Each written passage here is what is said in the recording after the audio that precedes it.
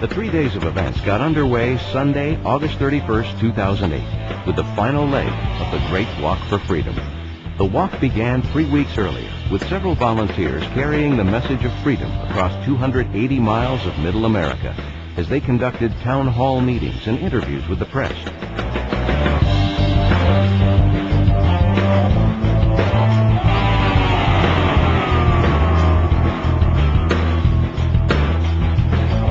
Dr. Paul joined the walk to its final destination, the Federal Reserve Building in downtown Minneapolis.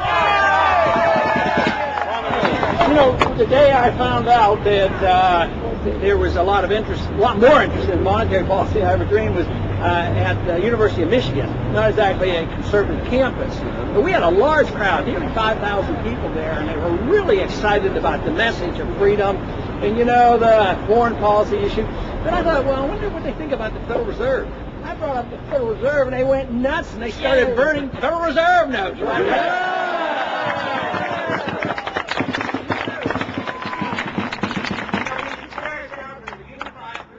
We have so many different types of people that have come together, but we are unified on the principles of liberty and the rule of law, and this is where we are today. We have the answers. I sincerely believe we have the answers for the problems that we have today, whether it's the financial problems, the monetary problems, the spending problems. If we just do one thing, get the American people to ask a very important question: what should the role of government be? That's right. That's a really important question. And the role of government should be very simple. It should be to protect liberty.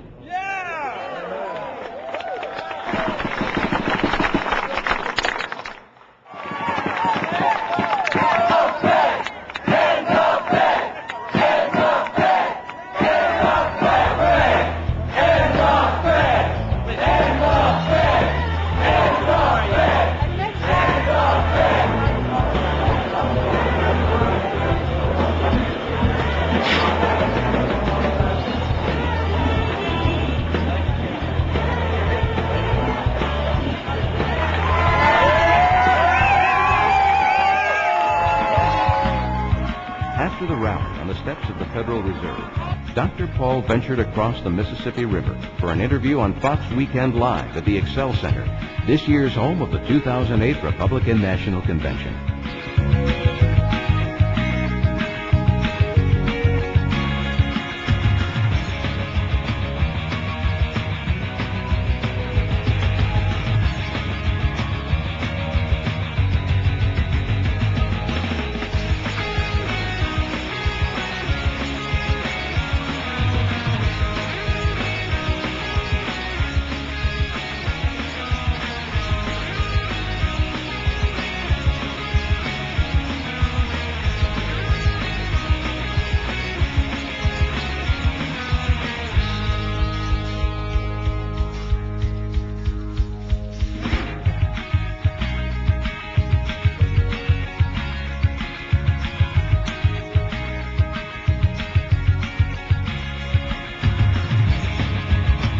Fox News affiliates also took the opportunity to interview Dr. Paul while Fox News staffers expressed their support for his constitutional principles.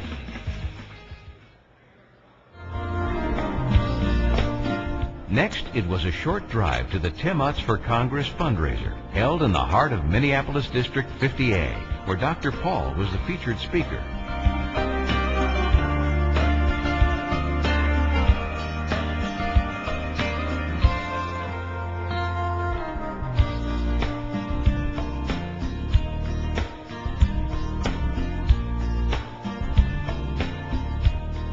Then, it was off to a surprise visit at the Real Politics Training School, where over 600 Campaign for Liberty members spent the entire day learning the skills, strategies, and techniques necessary to be effective activists from top experts in the field.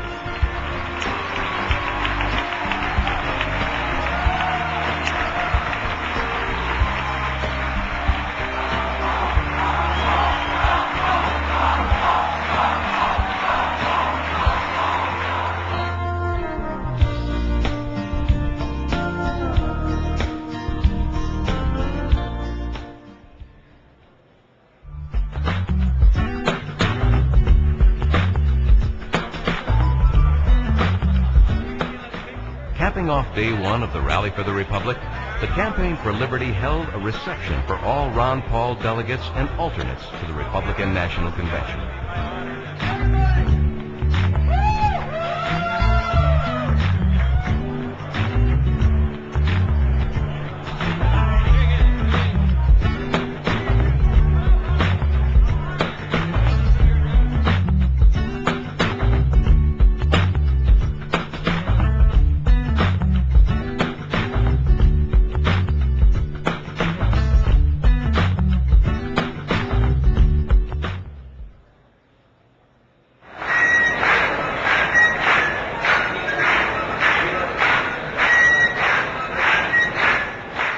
Dr. Paul began day two of the Rally for the Republic with a breakfast and speech at the Campaign for Liberty Leadership Summit.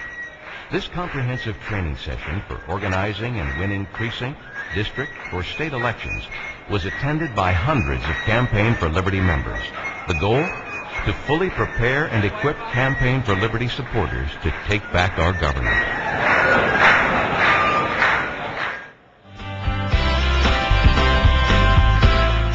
The next stop was the Borders bookstore in nearby Rosedale for a book signing. Over 1,000 supporters formed a line longer than a football field to get their copies of Dr. Paul's New York Times bestseller, The Revolution, a Manifesto.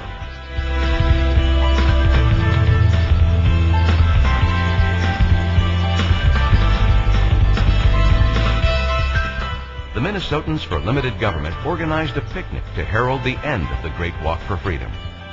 MNLG is a PAC formed by Ron Paul supporters from Minnesota's 4th Congressional District, whose purpose is to bring the principles of limited government back to politics by educating the public and supporting liberty-minded candidates.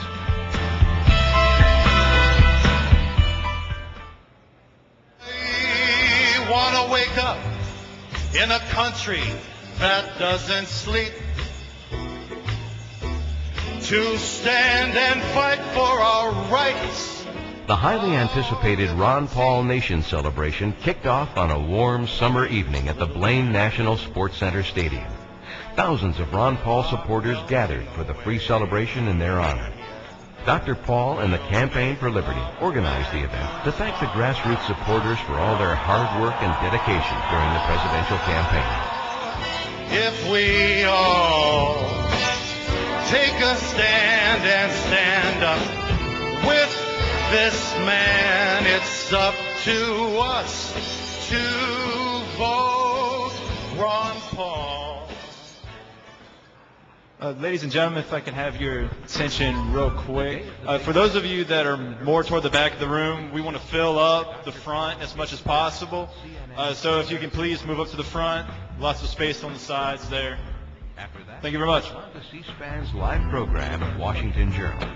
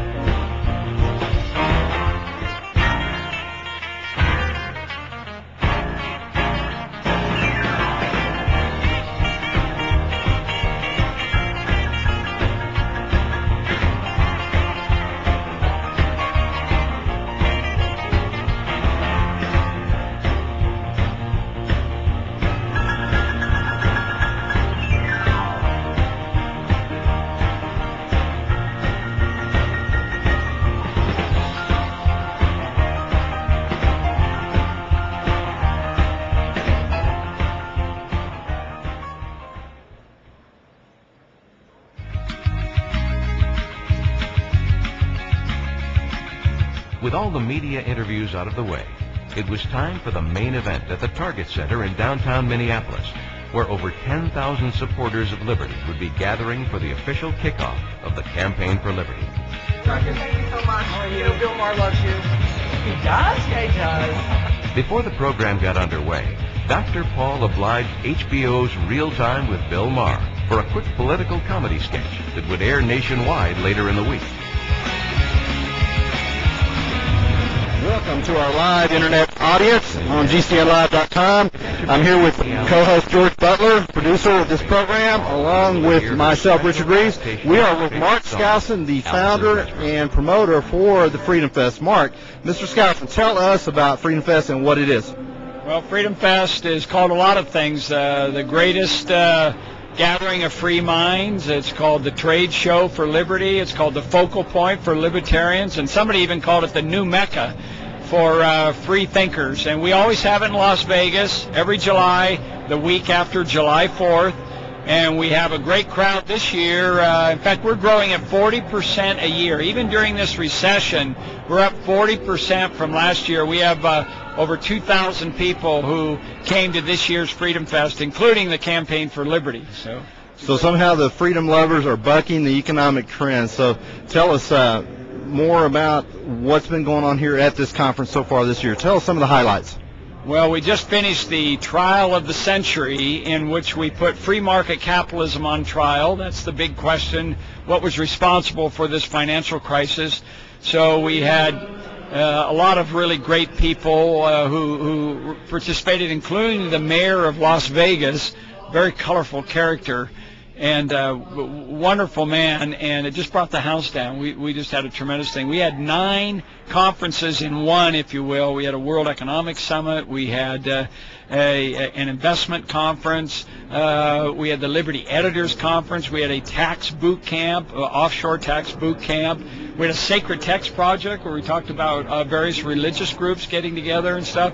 We just had a lot of fun. We cover healthy living, philosophy, education, geopolitics, science and technology. We had a mathematician here. We just do a little bit of everything. So y'all covered the gamut. Well, how do folks out there that are watching this on the web, how do they learn more about your activities? I know there's upcoming events and in the near future here. Tell them how they can find out more about what's coming up forward. All they have to do is go to freedomfest.com. That's our website, and we update everything, and that's the way to keep in touch with us. All right, good deal.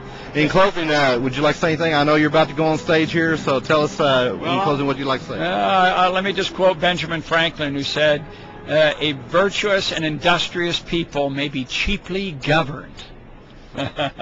Okay. Well, that's the final words from Mark Skousen. Thank you very much for coming on with us, and we'll be looking forward to hearing your presentation. Thank you. Bye-bye. Welcome to Las Vegas, Nevada. We're here at the Freedom Fest and the Campaign for Liberty Conference coming up. We've got Ron Paul.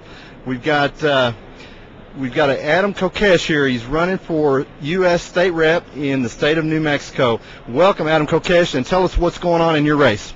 Well, I'm running for Congress to represent New Mexico's 3rd District, and it's really exciting. We announced an exploratory committee on May 1st and just announced on Independence Day that I'm running, and we're getting ready to announce party. But it's been awesome to be able to travel the district and talk about the message of liberty and the principles, and show that we're putting principle before party and reach out to people first with the message before relying on any kind of electoral mechanisms to get it across. But, of course, that's a big part of why I'm running, because, every 2 years people go, well, who do I vote for? Right. And it's a huge missed opportunity for our movement if we don't have at least one candidate on the ballot for everybody in the country where they have a choice to choose liberty.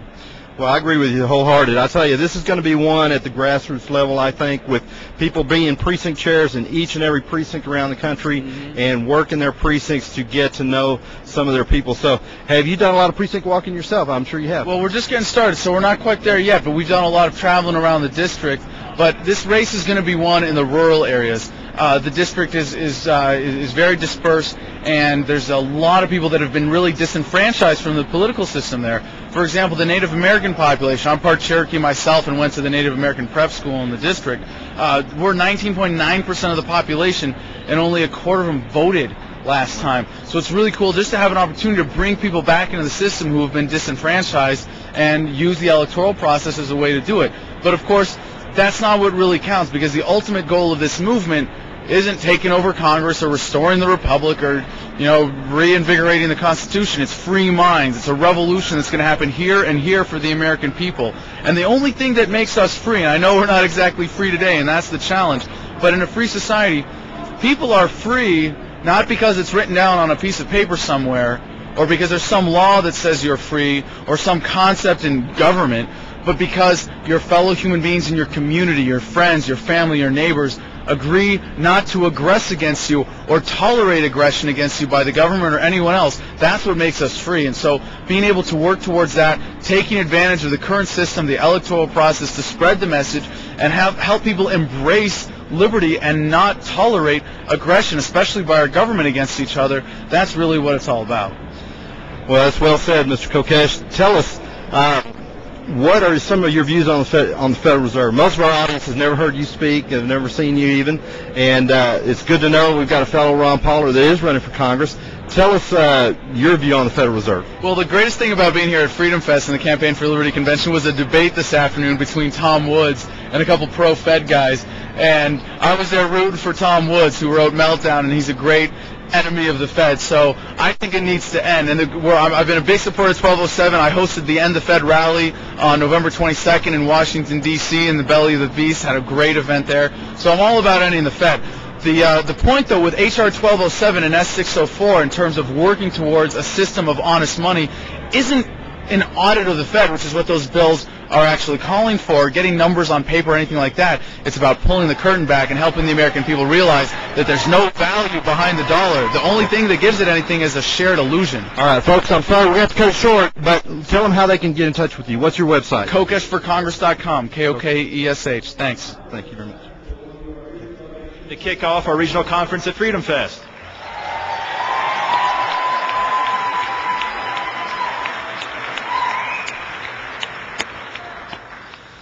Now, the question could be asked, with everything that's going on, with the national health care plan in the works, with cap and trade being debated in the Senate, with all the other schemes they've come up with, why have a freedom celebration? What is there to still celebrate? Things are looking pretty tough from D.C. right now, so why do we still all get together? So I wrote down a few reasons real quick that I think make a pretty good case for why we should have a freedom celebration. First reason is we're here tonight to celebrate the growth of our movement.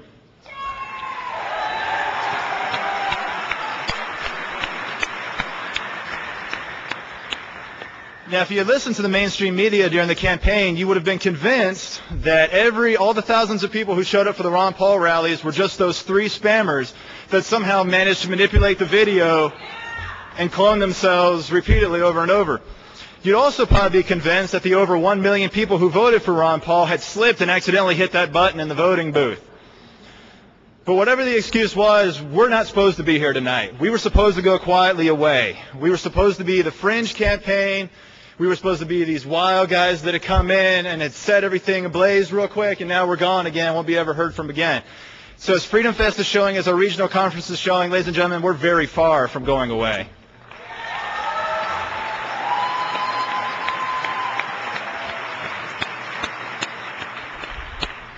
In less than a year's time, this movement that wasn't supposed to go anywhere after the election, this campaign for liberty that sprung off from the presidential campaign, actually in just a little over a year, has grown to almost 200,000 members with your support.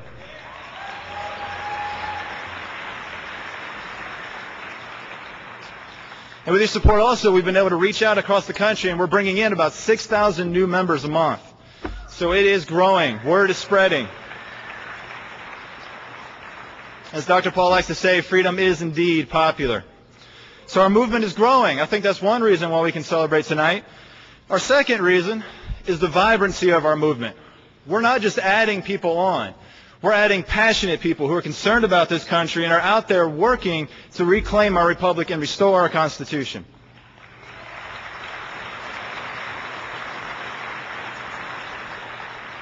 There's a lot of anger, there's a lot of outrage at the things that have happened.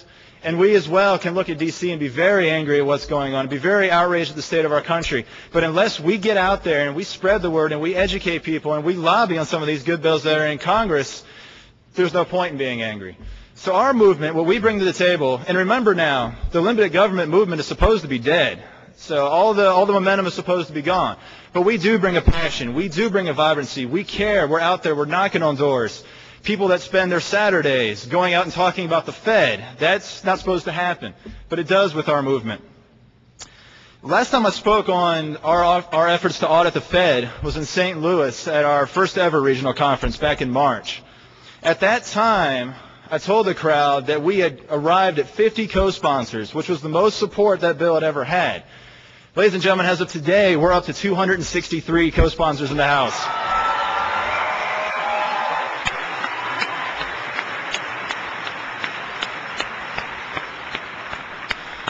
Our support for the Senate version, S604, has quadrupled in just the last 2 weeks, and we're now up to 8 co-sponsors in the Senate, and that's very, very hard to do.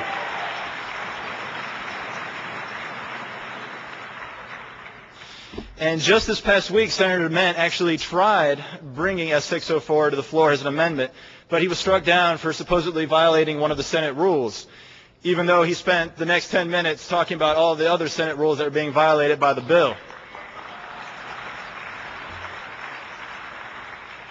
So with Senator Dement on our side in the Senate and with Senator Sanders introducing it, we've got a huge bipartisan coalition to bring transparency finally to the Federal Reserve. So our movement is growing. Our movement is vibrant. You're not supposed to be hearing about the Federal Reserve and auditing it on Reuters, on MSNBC. Yet this past week, we've been there. We've been on the front page of Yahoo Finance. All these places you're not supposed to see us, we're there now. And we're still talking about the same consistent message we've always talked about. The Huffington Post ran an article yesterday, actually, asking, so, is it finally time to talk about ending the Federal Reserve? Nope.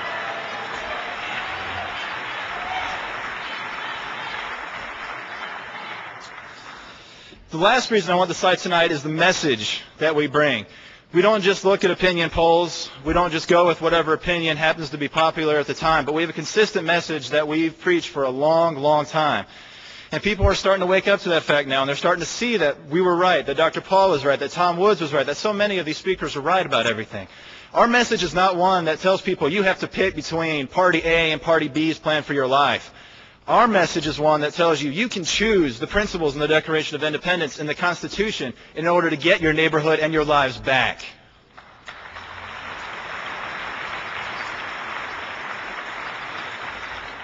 So with this conference, we've been privileged to be able to partner with Freedom Fest and to use these beautiful facilities that are here. And so we're very glad to be in partnership with them. And I'd actually like now to introduce our first speaker. Our first speaker is Dr. Mark Skousen. He's a professional economist, a financial advisor, a university professor. He's the author of more than 20 books. He's the editor-in-chief of the Forecasts and Strategies newsletter, and he is the producer of Freedom Fest. Ladies and gentlemen, join me now in welcoming Dr. Mark Skousen.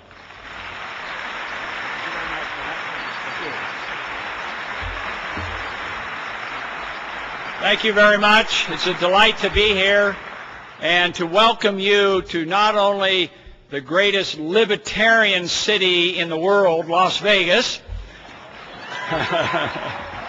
but also to Freedom Fest, which is a new concept that we came up with several years ago. And I had felt for some time the same feeling that I'm sure all of you have, that we needed to re-energize the freedom movement if we were going to make any kind of significant change in this country. And I am happy to report that in case of Freedom Fest, we are growing at a 40% rate every year. We had 1,000 people. We had 1,000 people in 2007, 1,400, and this time we have like 1,700 people who have come to Freedom Fest.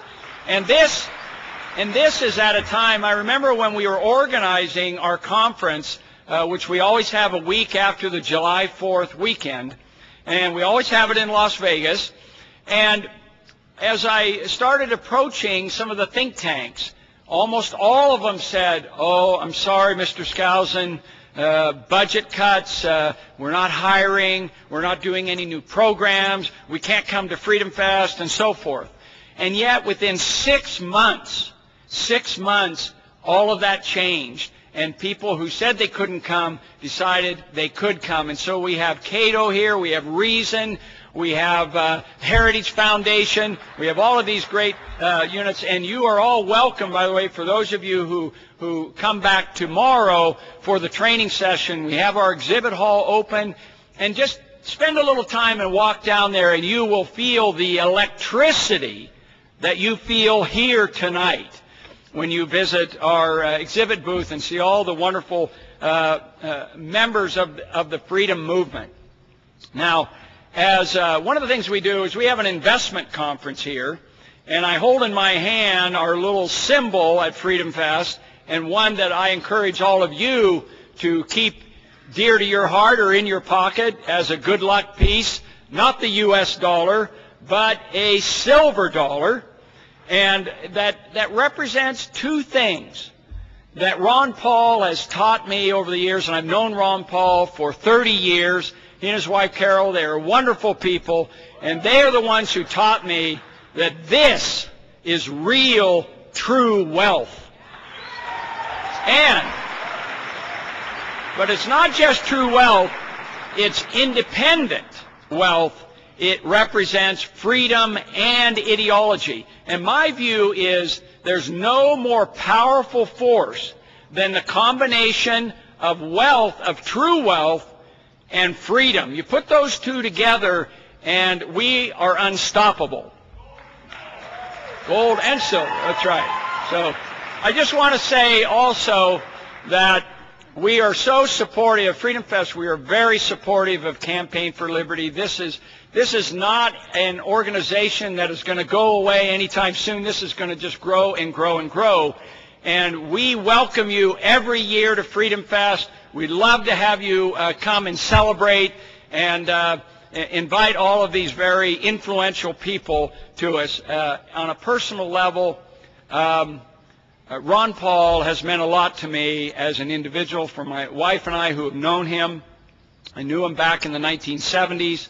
A wonderful patriot, a tireless advocate for liberty, and I'm just delighted to welcome all of you and Ron Paul here tonight. Thank you very much.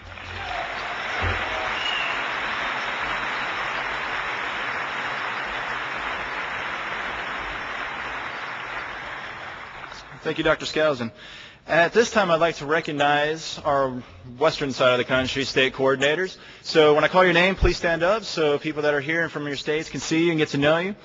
First, I'd like to introduce our Nevada interim state coordinator, who is Kelly Edinger. Kelly Edinger.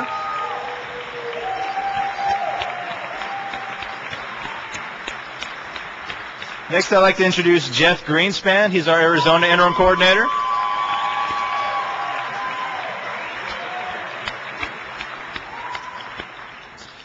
Next, I'd like to introduce Matt Heath from California, who started out doing some work in Northern California. Now he's full California interim state coordinator. And we have two coordinators from Colorado tonight. First is Bonnie Solon.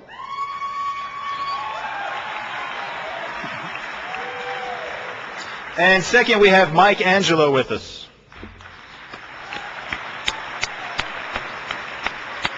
So these guys have put in a lot of work to keep the movement going, to keep the organizations going. So get to know them this weekend. If you're not involved yet in your state chapter, talk to them. Perfect people to talk to get involved. All right, our next speaker tonight is very well known to everybody here. He is a senior fellow at the Ludwig von Mises Institute. He holds a bachelor's degree in history from Harvard and his PhD from Columbia University. He's a contributing editor of the American Conservative magazine, the author of 9 books, including most recently Meltdown, a free market look at why the stock market collapsed, the economy tanked, and the government bailouts will make things worse. Ladies and gentlemen, please join me now in welcoming Dr. Tom Woods.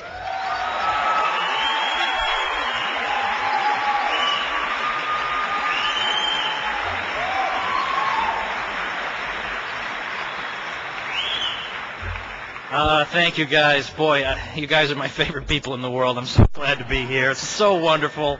And yeah, I really had to have my arm twisted to, fly out to Las Vegas. This was a big inconvenience, right? Well, let me recognize, first of all, my wife, who let me come out here by myself to Las Vegas for an alleged conference. My wife and I are expecting our 4th child, and so And so if everything else I'm doing doesn't quite pan out, we can always try to outpopulate these creeps, right? So. On that subject, by the way, and I know everybody loves telling stories about his children, and they're usually deathly dull, but I think this one's sort of okay. Our eldest daughter, Regina, is 6, and back when she was 5, I had a book come out called Who Killed the Constitution, and she could read by then, and she sounded out that title, and she asked me in a very grave tone one day, and I'm not making any of this up. She said, "Daddy, who killed the Constitution?" And I would say, well, it's a little hard to explain, maybe when you're older or whatever. But she listens to the conversations I have with my wife, and she puts 2 and 2 together. And so one day she said to me, "Was it John McCain?" I said, "Now, wait a minute." So then I had to explain to her what an accessory after the fact was. Well, now she goes around. We had an aunt and uncle visit recently, and they wanted to see how bright she was, so they asked her who the president was. And and Regina said, "Obama." And then she said, "He likes to take people's money." And see, my wife really gets on my case for this, because she says it's easy for me to fill her head with all this propaganda, but when she's with other mothers and my kid is spurting out all these sorts of things, but I just refuse to raise her to have superstitious reverence for politicians. I just refuse to do it. So,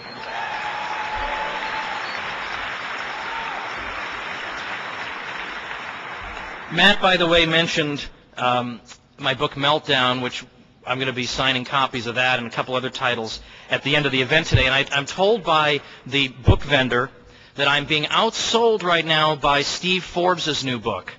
And I have heard a rumor that if I can catch up to him, I might get to host Saturday Night Live. So please, anything you can do would be most welcome. Well, ladies and gentlemen, those of us in this room, we constitute the genuine, authentic opposition in this country. Not the phony baloney opposition, but the real opposition that opposes domestic surveillance, no matter who's doing it, or the crazy spending, no matter who's doing it, or the aggressive wars, no matter who's waging them. We're always against the whole crummy thing.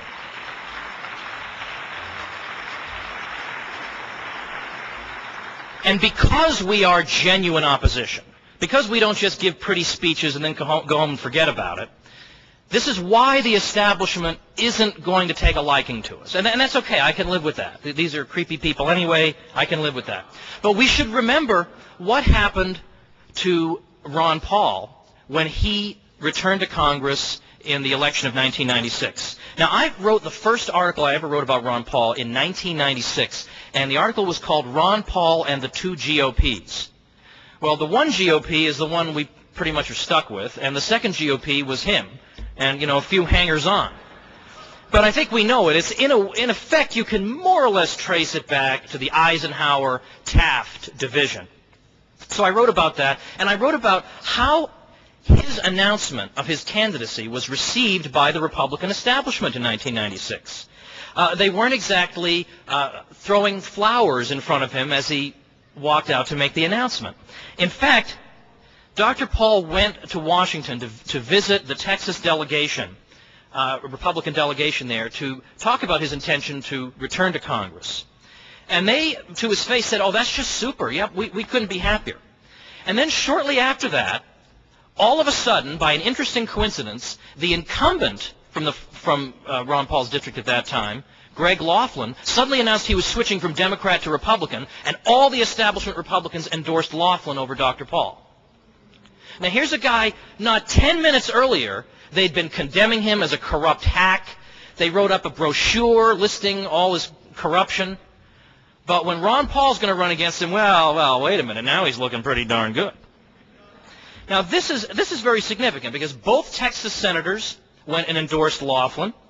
Newt Gingrich, the House Speaker, endorsed Laughlin, so endorsed a guy who had just recently been a Democrat. Even though you got Ron Paul in the race here, and you know he's sound on everything, you know he means what he says, you know he's not in it for the money, you know he's not interested in dealing with lobbyists, he's actually the real thing. That's the last thing these people want. The last thing that they want.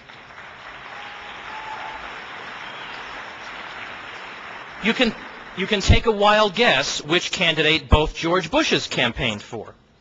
Well, Dr. Paul produced a video that he distributed tens of thousands of copies of about himself and his history and his positions, and he had in there some kind words that people had said about him, including Ronald Reagan.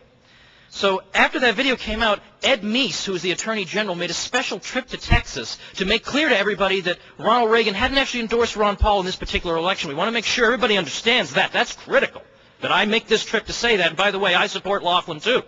I'm not some extremist like you people. That was the message that we got. Governor George W. Bush actually said that Laughlin was a welcome addition to the Republican Party. Again, a guy they had just not 10 seconds ago criticized. Well, you have to love the political savvy of Dr. Paul, because what does he do? He goes out and he finds the anti-Laughlin brochure the Republicans themselves wrote up and just made copies of it and handed them out.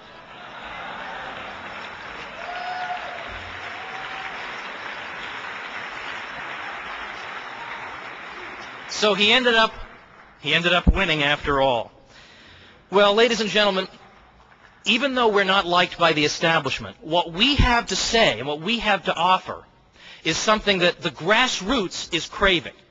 Because really, what do the neocons know about economics, right? If it's not war on terror, I mean, I don't know what it is. If you can fit the words war on terror into your question about economics, they might be able to field it. But otherwise, they have no idea what any of this is all about. And now we've unfortunately got neocons producing books on the economy. And I mean, really, friends don't let neocon friends write books on the economy. So we've got what the grassroots wants. I mean, take, for example, Dennis Prager. Now, it doesn't matter if you like him or you don't like him, but he wanted to talk about the question, did World War II, as we're told, get the country out of the Great Depression? And a lot of people, for whatever reason, believe that it did. And he's looking for somebody who can refute this. So does he call up the Weekly Standard? No, he calls up Bob Higgs of the Independent Institute, who's the expert on this, who's one of our people, who's a Ron Paul supporter. And within 10 minutes, Higgs totally refutes this crazy view. And Prager says, man, you did such a good job on this. I want to fly to Louisiana and hug you and fly back. Now, in spite of how sort of creepy that is, you see the moral of the story is that they look to us to get the answers for this stuff. Now, we all have heard what Rahm Emanuel said about, we can't let a good crisis go to waste. Well, of course, he's talking about exploiting this crisis on behalf of evil, but we can use it on behalf of good. And shame on us if we don't. I mean, for heaven's sake, the Republican Party nominated a guy who said, I don't understand economics as well as I should have, but I have Alan Greenspan's book. Well, that's just super. That's a great place to start. So we've got this knowledge. So we have a special responsibility to get out there and spread it. And people are starting to listen. I mean, who would ever have predicted 2 years ago that we'd have over 260 co-sponsors for an audit the Fed bill, right?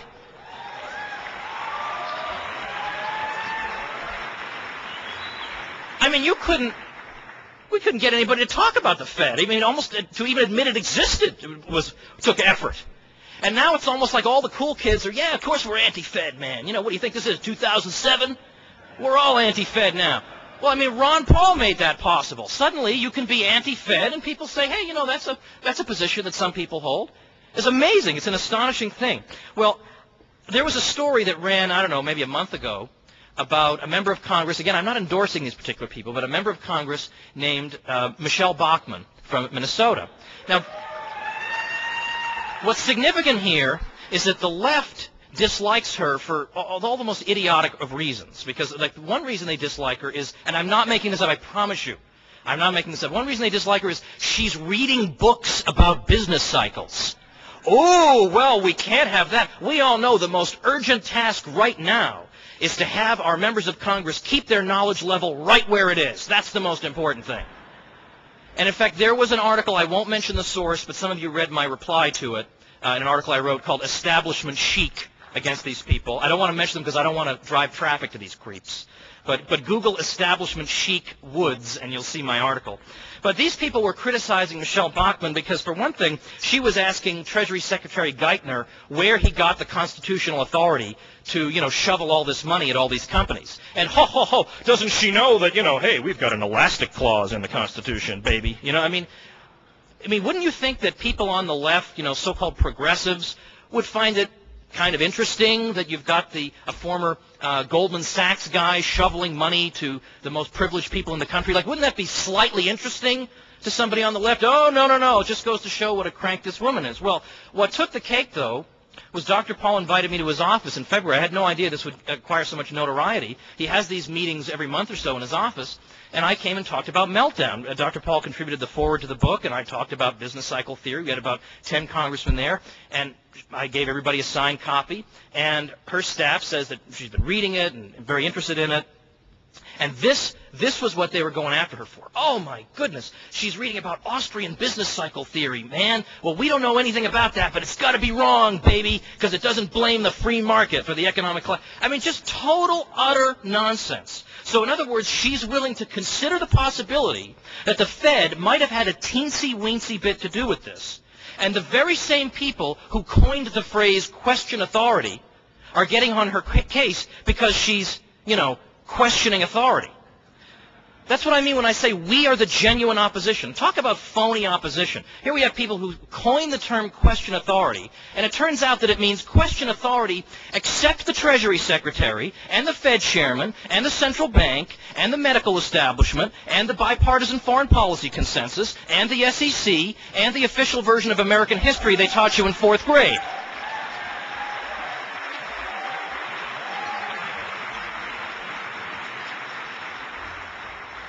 Now, in fairness, I want to mention another member of Congress. Again, I'm not endorsing these people necessarily, but a Democrat, Alan Grayson from Florida. Very interesting, because some of you may have seen an interesting YouTube featuring Congressman Grayson. This is a YouTube involving the Fed, and my wife dug this up and sent it to me. And let me tell you, yeah, right, go YouTube, exactly. Let me tell you something. This remark is just for the gentleman, because my wife sent me this wonderful video. If you meet a woman who digs up anti-Fed videos and sends them to you, marry her. Okay. All right, so she sends me this video. It's Congressman Grayson, and he's interrogating the Inspector General of the Federal Reserve. Did you know there was such a thing? I didn't. The Inspector General, and he's asking her questions like, I'm just sort of curious about the trillions of dollars that are being created. Like, do you know anything about that? Like, who's getting that money or anything?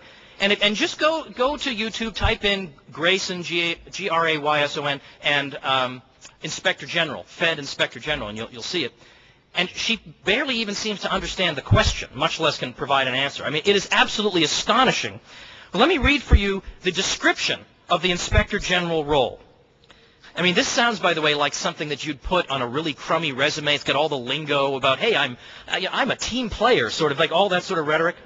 It says, the Office of Inspector General of the Board of Governors of the Federal Reserve System conducts independent and objective audits, inspections, evaluations, investigations, and other reviews related to board programs and operations. Oh, did you know that? They're doing a super job, aren't they? We take a results-oriented approach. Again, it's like a crummy resume. I have a results-oriented approach to our work that considers the board's strategic goals, objectives, and priorities, budgetary and financial impacts, and the potential for reputational, operational, and compliance risk. 6 fundamental values: independence, integrity, excellence, professionalism. I know you're all thinking, oh yeah, Federal Reserve, of course. Empowerment and commitment to the public interest shape our decisions and day-to-day operations. Well, what I want to point out to you, and I promise I'm not making this up, because when you live in a Kafka novel, you don't have to make things up. When Gregor Samsa woke up and he was a giant bug, he didn't have to embellish that. Go to federalreserve.gov/OIG, OIG for Office of the Inspector General, and when the page comes up, I mean, you have to hand it to them for at least having a sense of humor. When the page comes up, there is a link you can click to report fraud, waste, and abuse. How about the whole thing? I really would like to type something in saying, yeah, I think you need to keep an eye on this Bernanke fellow. Unbelievable. Unbelievable. So we are having an effect. But meanwhile, so we got the neocons who don't really know much about the subject. And then we have, of course, the old mainstream media. They're sticking to Paul Krugman for dear life, regardless of what happens. No matter how refuted the guy is, we're going to keep trotting him out. And so we've recently discovered, not so long ago, people dug up some things that Krugman wrote around 2001, 2002. Now, those of you who don't know who Paul Krugman is, this guy won the Nobel Prize in economics last year. The Nobel Prize that meant something back when F.A. Hayek won it in 1974, but like the dollar, has depreciated since then. Well, Krugman writes for the New York Times every week, and it turns out that back in 2001, he actually said, and in fact, let me preface this. One of the points of Meltdown, and what Ron Paul is saying, and our position, is that the Federal Reserve System, by intervening in the economy and fiddling with interest rates, causes problems. And in this case, they inflated this housing bubble, and now we've got this whole mess as it unwinds. Well, what we're arguing is that the artificially low interest rates provoked the housing bubble, gave us all these problems that we wouldn't have had on a genuine free market. What is Krugman calling for in 2001? He says, what we need now are low interest rates to encourage and stimulate housing. Now, that alone he should be finished at this point. That should be it for this guy. We should never hear from him again, but when you write for the New York Times, that means you never have to say you're sorry for being wrong, because if you weren't wrong, you wouldn't be writing for the New York Times in the first place.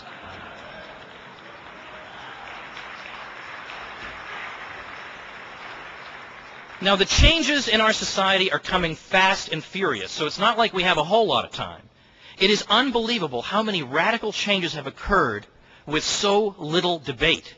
I mean, really, it's like the Politburo deciding things. I mean, this must be what it was like to live in the Soviet Union.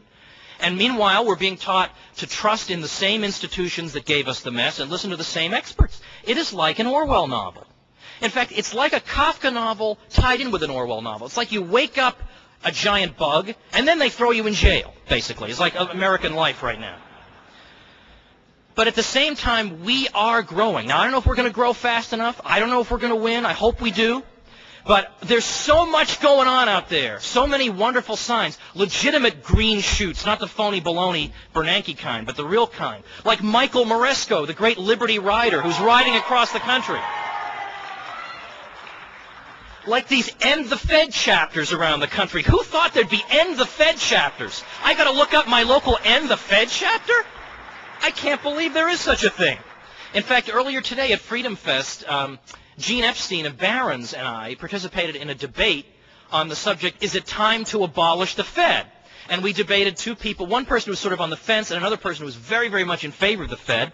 And that was very good that we had a civil exchange. I feel like our side won, but I'm a little bit biased. But they were sort of making the argument, though, that, yeah, sure, the Fed has been wrong recently and done some bad things, but if you get rid of the Fed, it would be like throwing the baby out with the bathwater. And my view on that is you want to throw the baby out with the bathwater when it's a demon baby.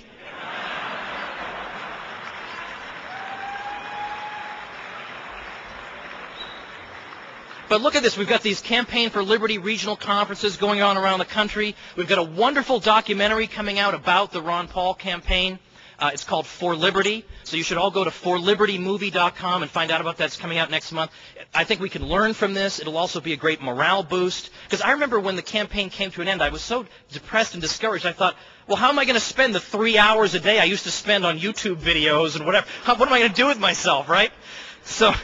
But we've got that going on. We've got so much around the country. And if you're thinking to yourself, what can I do? Just ask somebody in here. Ask somebody, give me a job, they will find you something. Because we are very much a minority, but we are growing. And as a minority with something of great importance to say, not one of us can afford, in effect, to be lethargic. Everybody has a role in this great division of labor that's before us.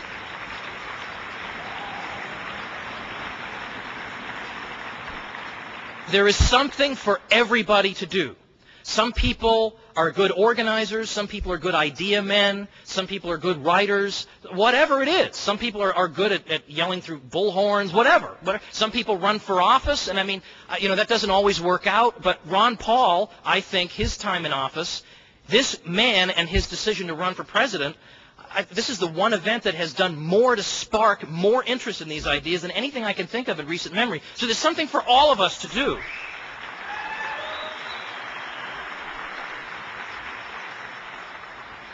And as I said, well, at least another one of these Campaign for Liberty conferences, there's one person we all know we can improve, and that's ourselves.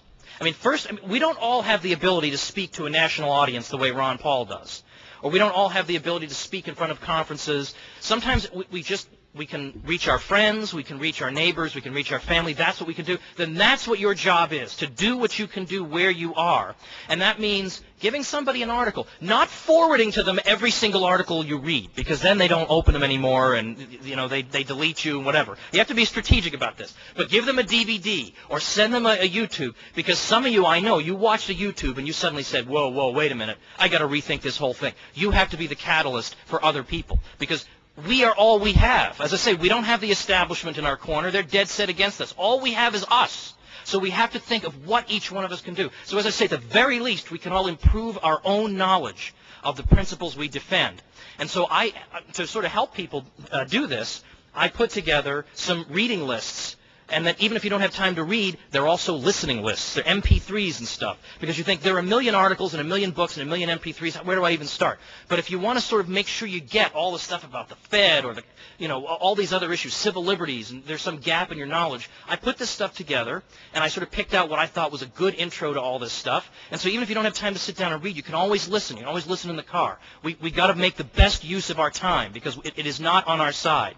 So to look for these things, you can go to campaignforliberty.com and click on education and just look at these lists. I've got them linked at my website, tomwoods.com, on the articles page. But that's something we can all do. We need to be the most impressive person our friends know. We need to be the person that our friends say, wow, this person knows what's going on. I want to know what this person thinks about various events. Well, my friends, I've got to bring this to an end because, of course, I've got this flashing time is up, and now at first it was in red, now it's flashing red, now there are flames coming out of it. So I'll just end with this sentiment by the great economist Ludwig von Mises, who came to the United States in 1940 because he was a Jew who had to flee Nazi-controlled Europe, because the Nazis didn't exactly like his view that the international division of labor and peaceful human cooperation was the way to organize society. That's not exactly what National Socialism was about. He came here almost empty-handed in his late 50s, not speaking a word of English, and instead of giving up at a time of great darkness, when other people who were complete intellectual nobodies were getting intellectually recognized and he wasn't, he continued on, had his most productive period of his whole life, and now we still honor and learn from him at a time when all those nobodies are totally forgotten. Mises said this: everyone carries a part of society on his shoulders, and no one can find a safe way out for himself if society is sweeping toward destruction. Therefore, everyone in his own interests must thrust himself into the intellectual battle. None can stand aside with unconcern. The interest of everyone hangs on the result. Whether he chooses or not, every man is drawn into the great historical struggle, the decisive battle into which our epoch has plunged us. So, my friends, are we ready to do this? Let's do it. Thank you.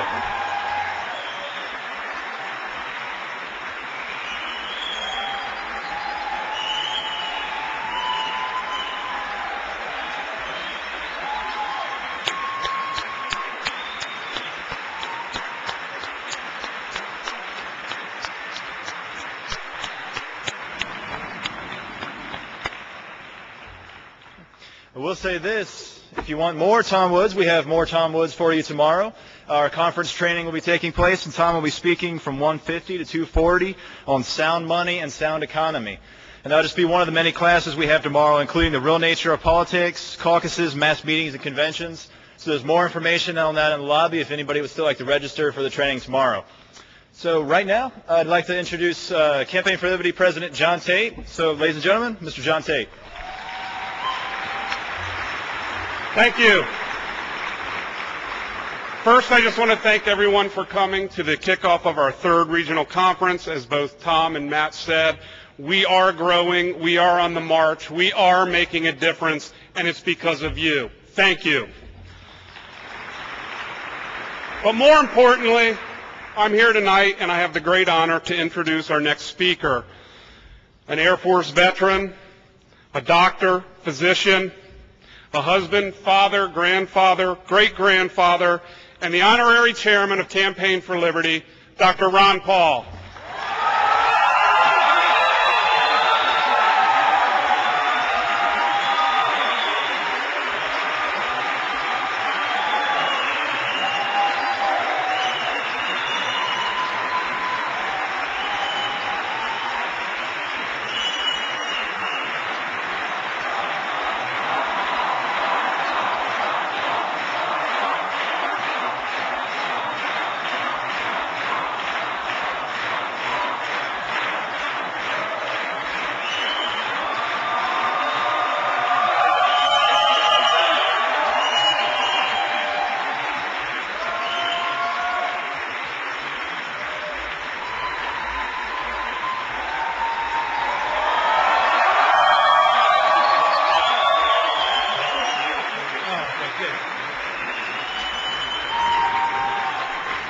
Thank you very much.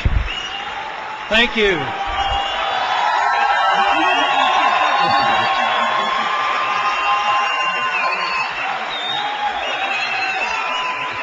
Thank you, thank you.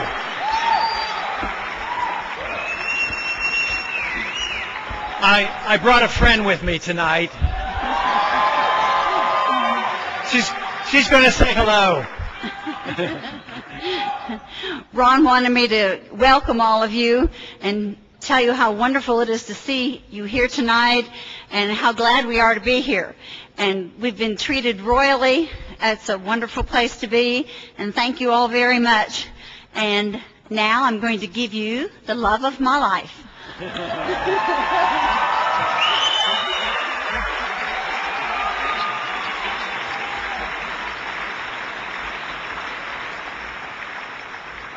Thank you very much. It's a real delight to be here. And I thought I'd start off. I am sure you've had some updates on what we do in Washington, but more specifically, most of what you hear out of Washington is very negative, so I'll talk about that one little item that all of you know about, and I consider it very positive. And that is the headway we're making with 1207.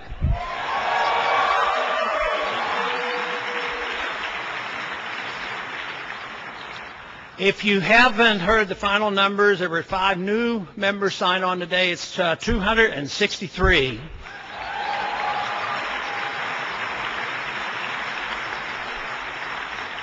And it's not because of a right-wing conspiracy, because we have 88 Democrats on the bill.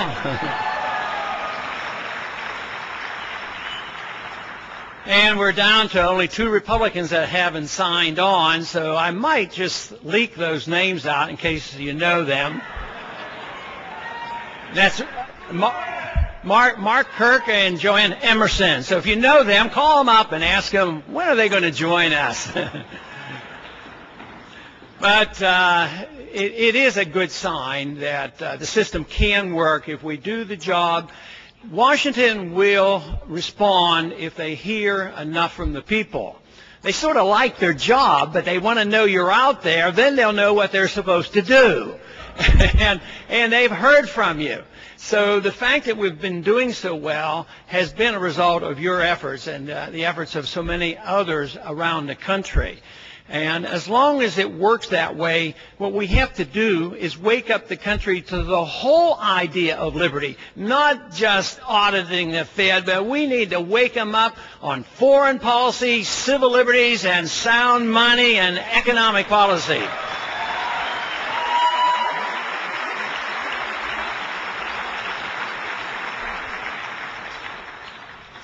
You know, I watch the History Channel once in a while, and I saw something the other night. It was called Life Without People.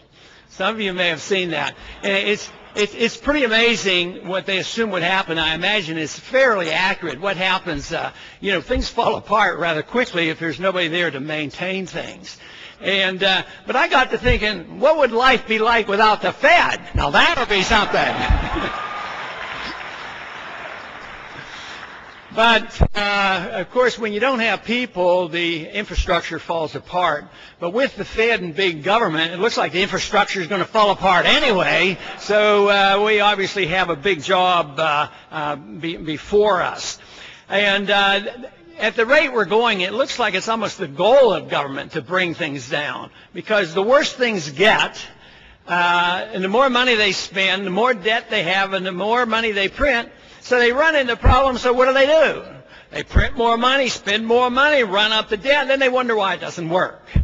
But we have the answer, and we need to get it over there pretty fast, because what are they thinking about right now?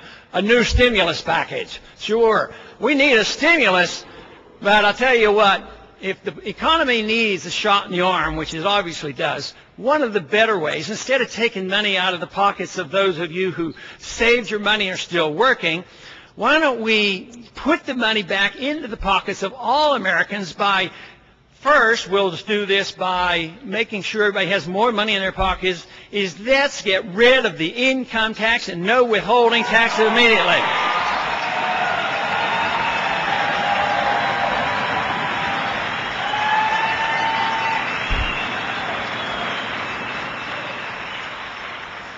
You know, H.L. Mencken said the most dangerous man to any government is that individual who figures it out for himself, that they figure the truth out for themselves and not depend on the government. Now, this is what I see so unique about the organization and this movement and the people like you. And that is, you have figured it out. Most of you have been figuring it out for a long time. A lot are in the process of it, or a lot of you are on the verge of it. But figuring out the plain truth of things, figuring out that what you hear on the news and what you hear from the government officials, what you hear from the public school system, what you hear from most universities, just isn't the plain truth of things. It's all about as reliable as the information we get from our own CIA.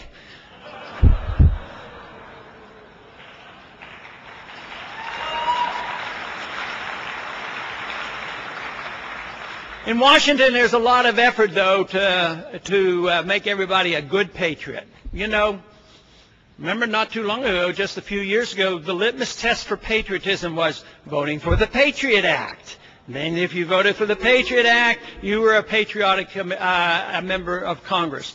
The Patriot Act, though, was not passed in a very patriotic manner.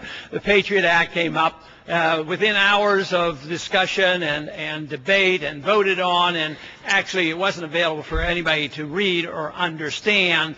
But literally, though, that was one of the litmus tests of what we should be doing.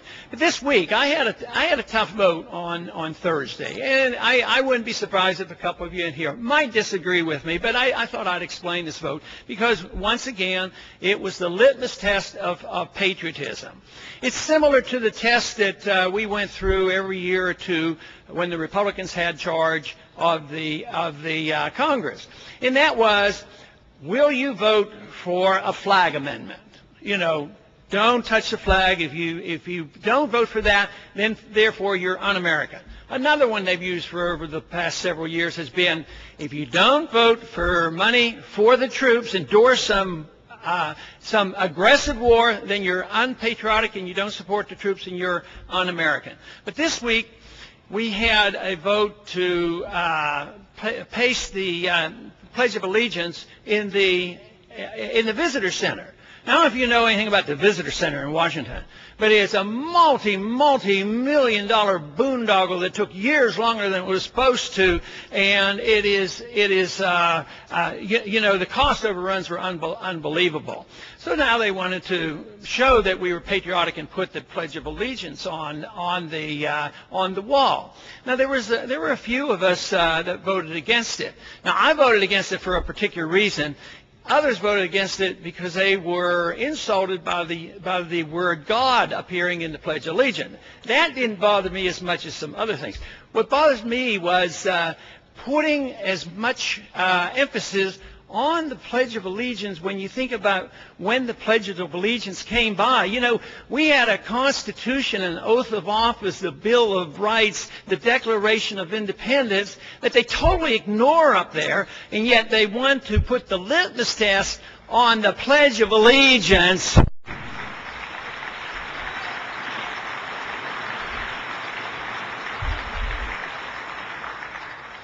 And I'd like them to think more about the litmus test reading and understanding and believing what the Declaration of Independence actually says.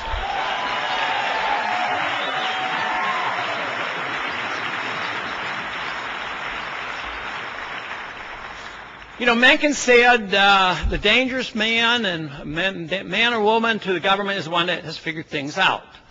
Well, you have, and you belong to a very dangerous group. And unfortunately, I'm afraid they're getting to know about that. But it's unique. You belong to a unique group, and you might feel frustrated at times because you say, well, we're not 51% of the population. And yet the effort and the value of a group like we have that believe in liberty and understand is willing to work for it, it is like an army. Just ask Hillary Clinton how impressed she is with this army of people out there.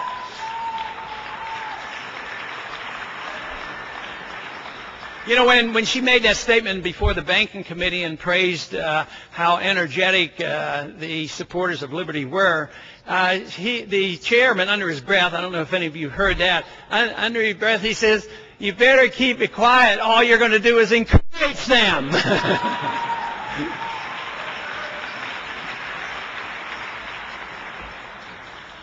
You know, we talk a lot about foreign policy and civil liberties and economic policies, and I will continue to talk about it, but I was trying to figure ways of summarizing some of those issues. And I think the failure of our foreign policy, there are so many examples of what you can use, but one that I've used, and I think I even got to use it in one of the debates, and that is the conversation that Colonel Harry Summers had with Colonel Tu in 1974 as the Vietnam War was ending. They were getting together and dealing with prisoners and whatever. So in the discussion, our colonel was so bold because he just didn't want it to go away thinking that we were, defeatable. So he said to the colonel, he said, "You know, you never defeated us on the battlefield." And Tu looked at him. He says, "You're absolutely right, but it's also irrelevant." And that is our problem, I think, in our foreign policy, is the real truth is, by not knowing the truth, it's irrelevant to brag about how many bombs we can drop and how many people we can kill and how long we can occupy a country and on, and yet really it's not relevant when you think about what the real goals are supposed to be.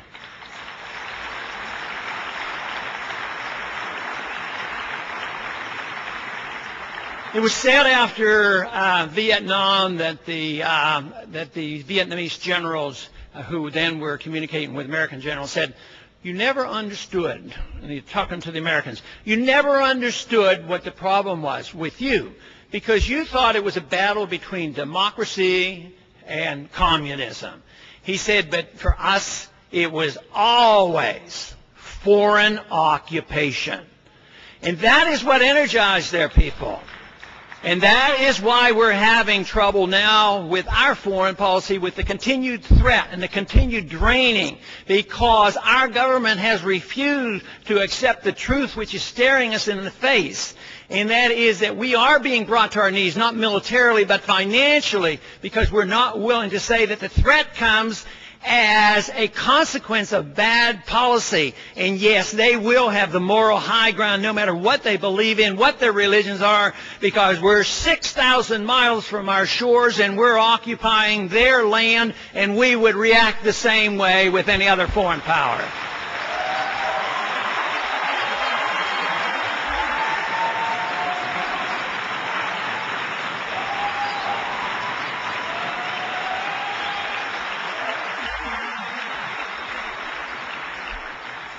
Two little reminders that many of you have heard. War is said to be the health of the state, and war is a racket.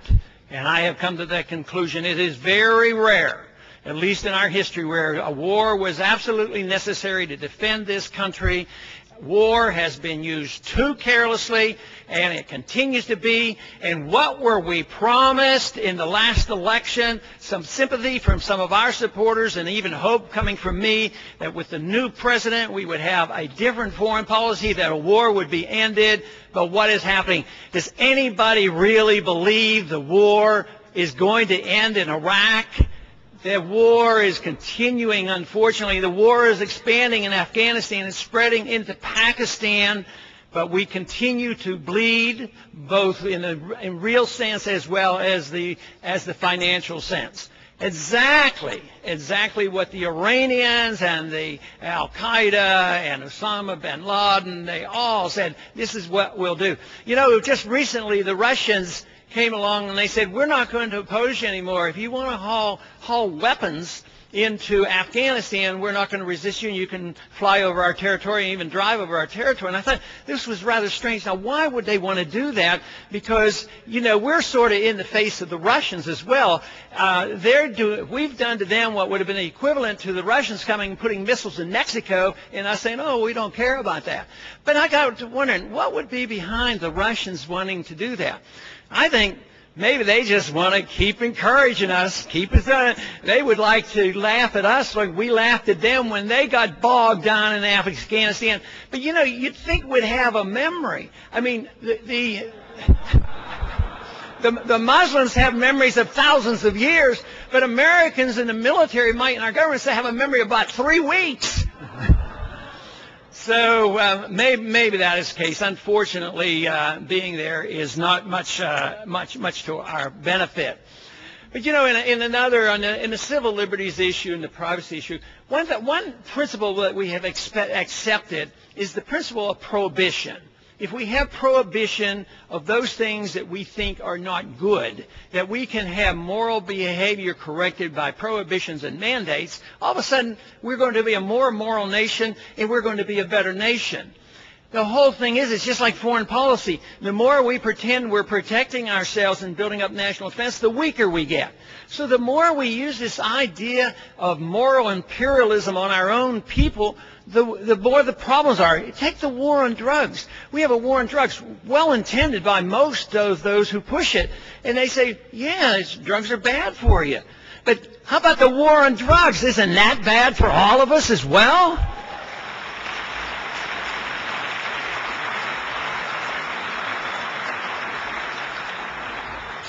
You know, when they decided to prohibit the use of alcohol, that was back in the really old days. That's actually when they talked about the Constitution, and they say, well, we can't ban alcohol. That's against the Constitution.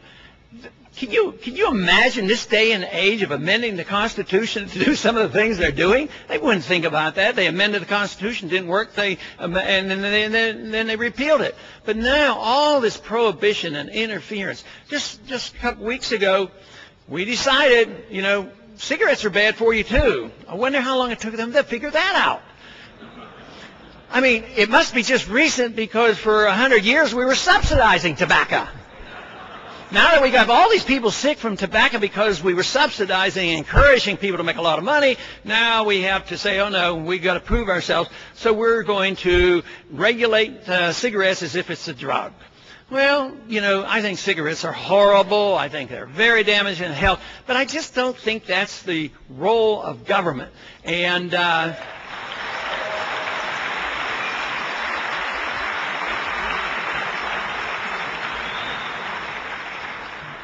and what will it lead to?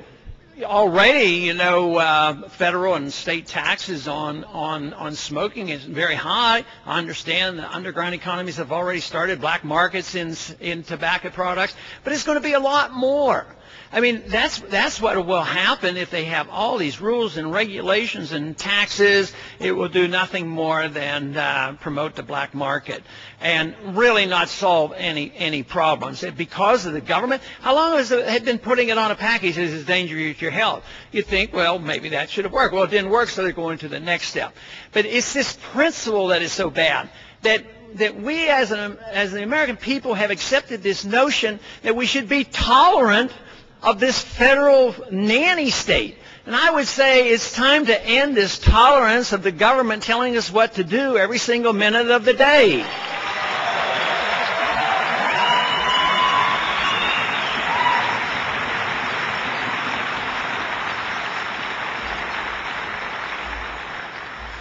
You know, it was not too long ago that some of the farmers that were interested in more natural, holistic type of vitamins and nutrition came in and said, won't you do something about the inability for us to transport and drink raw milk? And it dawned on me, you know, how this has transpired. So I introduced the legislation that would have gotten the federal government out of it. But when did this happen, when all of a sudden the federal government tells you whether or not you can drink raw milk or not? They're always thinking, well, my suggestion is, and I was raised in the dairy, my dad would probably be a little confused by this argument, but if you want to drink raw milk, I say drink raw milk and let you decide what's good for you and what's not.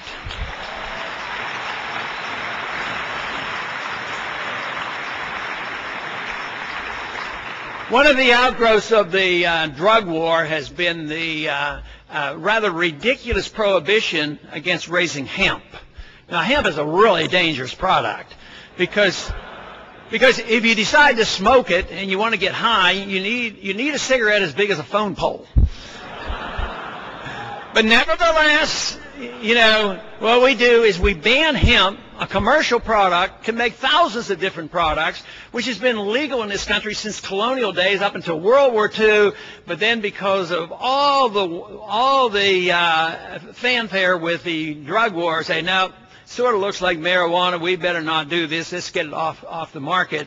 So when they so the hemp goes to Canada and we buy products back from Canada, so the jobs go to Canada. It hurts our farmers here. But it just happens that hemp can produce ethanol. Now, I'm not positive the market would vote for ethanol at all. It might. But if you compare hemp to corn, hemp's a lot better. So what do? We subsidize the corn and abolish and ban the growing of hemp. We have a government, and we have an understanding that is really upside down. And thank goodness for people like you, or I would just don't know what I would do.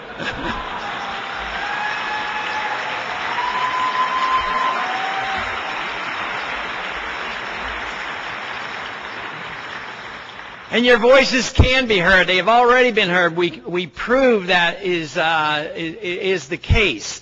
And it just means that our numbers have to grow, our efforts have to grow, our determination has to grow. We have to become more creative. We have to understand the arguments in the debate better. And believe me, there's a vacuum out there. And we can fill it because all the policies that we have worked with here in the last 100 years now have come to the point of outright failure. It's the foreign policy that's failure, monetary policy that's failure, economic policy has failed. And they're looking for something new, but so far all they're doing is more of the same. The deeper the hole gets, the more they dig. And I would say let's start filling up that hole and let's build a pyramid toward liberty. That is what we need.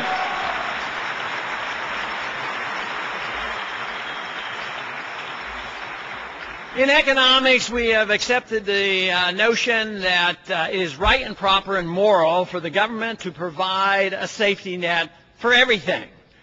And therefore, the government will take care of us. That is what we have been conditioned for over the years. And that caused what I see in a very generalized term is moral hazard. Oh, yeah, the government will take care of us. They provide insurance. They'll take care of our health care. They'll take care of our education. And everybody makes this assumption. They'll take care of us in our old age and provide all these benefits. But what we need is the reintroduction of the notion of the morality of self-reliance and responsibility. That is what we need.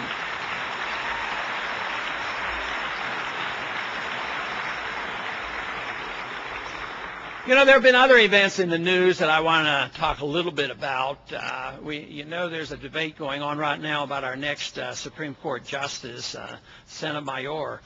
And, she had ruled on this case in New Haven.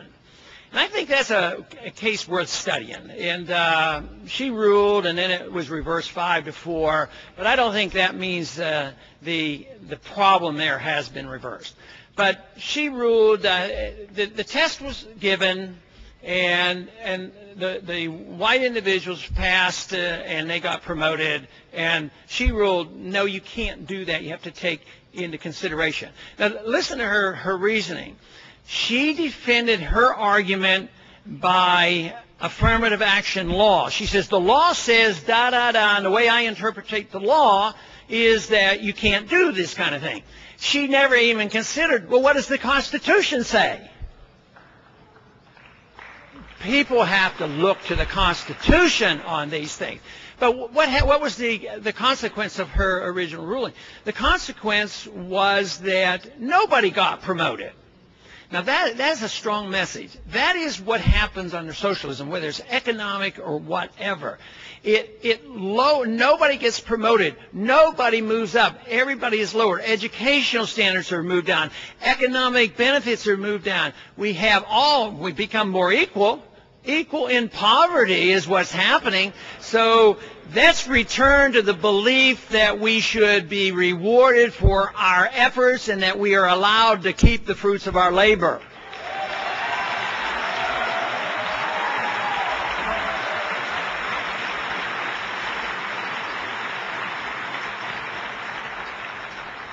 Just yesterday we had the State Department appropriation bill.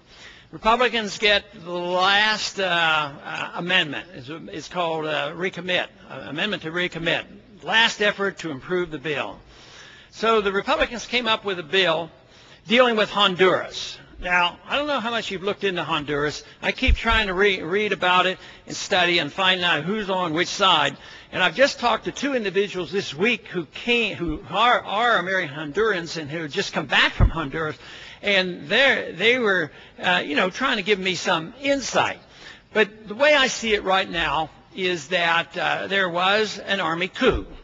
And the government, of course, was left-leaning, and the president was friends of Chavez. So it seems to suggest maybe we didn't like or maybe we would have endorsed the coup because we don't like Chavez. But the president announced we need to reinstate. The president was just kicked out. So is that a cover, or could it be that what is really happening is that our 1,000+ troops that we have down there, the economic aid we send down there, the military aid that we send down there, all had an influence in the coup? I suspect that that's a great possibility. Now, yesterday, the Republicans decided to make their point. So they decided to take money out of OAS, Organization of American States, which is not exactly a pro-Constitution expenditure of money. But they took it out and they put it into the National Endowment for Democracy. Now, what a position to put a constitutionalist in. You take it out of one bad program, put it into another bad program. So you have to look, which one is the worst? Well, the Republicans wanted to build up NED, National Endowment for Democracy, because they went in there with money to support the coup. And they wanted to come out very clearly that we don't like anybody as a friend of Chavez, and we want to continue this. And that's what I really suspect that the State Department is in support of as well. But, of course, this didn't get passed. There were the Democrats opposed it, but there were only two of us that voted against this. And it just is more interference when we don't need to.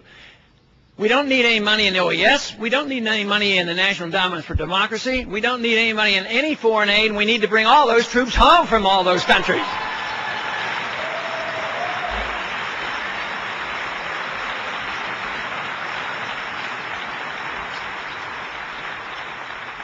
Now, there was another recent election over in Iran, our good friends in Iran. We've been trying to visit with them for years, but unfortunately it's always with the CIA. And But you know, there were a lot of demonstrations afterwards in the question of whether or not it was an honest election. I had an individual in today, this week, to the Liberty Caucus, and he talked, and he wasn't taking sides. He really was an academician, and he came to the conclusion that that Ahmadinejad probably won the election, even though he wasn't going to defend the system. The system is all, you know, is not exactly above board. The people who run get picked, and a lot of these other things. But over the last 4 or 5 years, there has been about $400 million in programs that we use to undermine their government. Even since our new government has come in, there's $20 million under USAID program for the same purpose, is to change their government, to undermine their government and send money to the dissidents. So the gentleman that was in the office, I said, do the people on the street know this? They know it all the time. I said, it's too bad the people in the U.S. Congress don't know about it, because they don't keep up with it. But they know about it. We've been over there. There can be no benefit come from that, and yet we continue to do it. We've been doing it for more than 50 years, and one of these days we're going to have to stop that. Khomeini and his aide, Khomeini, you know, have spoken out against it, but they're bad guys, so you're not allowed to listen to them. But, you know, bad guys sometimes tell the truth. Even Osama bin Laden has told the truth once in a while when he tells you what he plans to do, and he usually ends up doing it. So we should pay a lot more attention. Our problem as a people is that you can pay attention, you can understand it. The people in Washington, the few who run things, they do it secretly, but the people who are supposed to know don't know a whole lot about it. So what we need are a lot more 1207s in all areas of government to send a strong message to Washington.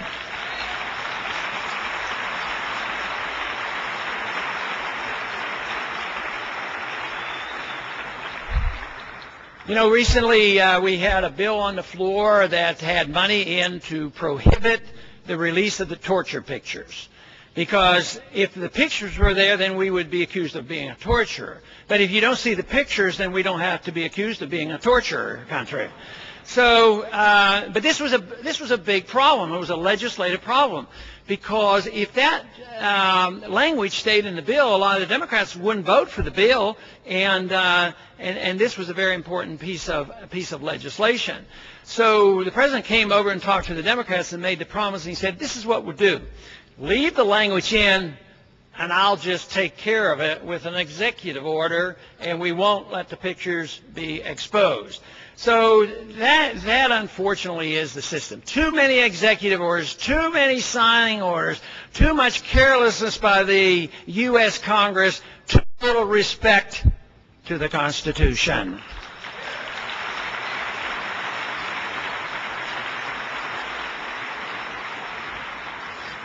A few weeks ago, they finally got the supplemental bill passed. It started off about $85 billion from the president to fight wars. Of course, his policy before the election was no more off-budget budgeting for wars. But it came up anyway. But by the time that $85 billion got through the House and the Senate, it was $107 billion. All the extra things put on it. But there was one other attachment which was separate from that 107. It was another $105 billion promise to the IMF. So here we are in the midst of a financial crisis. The government and the people are broke, and our president is out there promising this money, and the Congress says, We have to give it to them. We can't embarrass our president. He made a promise, to those people at the G8 meeting, and therefore we have to do it. So they vote and put that in. That's the last effort to try to be a participant in the new world order's new currency, because they know the dollar is not going to function, is going to quit functioning. They need a new reserve currency, and they are working hard on it. I think they're going to have a lot of trouble, but what they want to do is work it through the IMF, whether they use SDRs or whatever.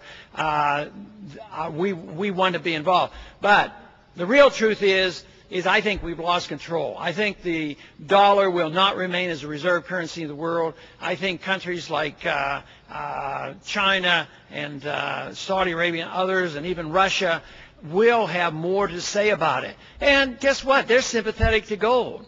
As the Western nations sell gold, and as the people, as the countries get poorer, and our governments sell gold, the other countries who have been more productive and who have been saving are buying the gold. So that is telling you what is happening geopolitically. The strength and the power and the economic strength is leaving this country and leaving the West and moving east. And if it could be reversed, but it's not going to be easy. It does need a sea change. It needs a change in philosophy. It needs a change in the currency. It needs a change in foreign policy.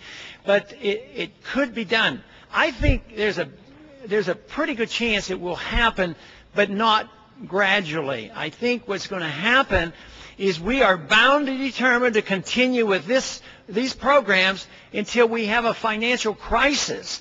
And then it will be dangerous, but then at least they'll have to admit we really have to have something new.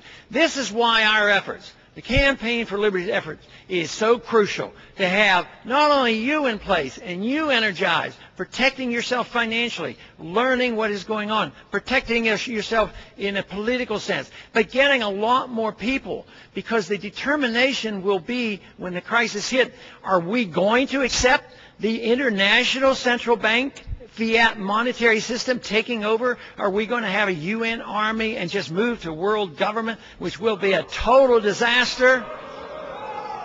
Or are we going to stand up and say, yes, we were on the right track, we got distracted a bit, but we're going to get back on that track, and we're going to demand that government once again be designed for the protection of liberty and then not to run our lives?